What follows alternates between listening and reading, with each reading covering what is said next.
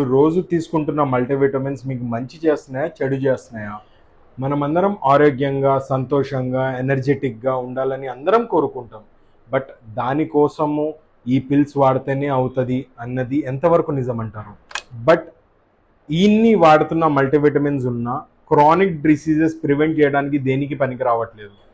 Multivitamins ఒక safety net లాంటివి మాత్రమే. మీ డైట్ ఆల్రెడీ మంచిగా బ్యాలెన్స్డ్ అయ్యి మనం మంచి ఫుడ్ తీసుకోగలుగుతుంటే మాత్రము ఈ మల్టీవిటమిన్స్ అనేవి ఒక ఎక్స్ట్రా ఇదవుతాయే తప్పితే మనకి దేనికి పనికిరావు.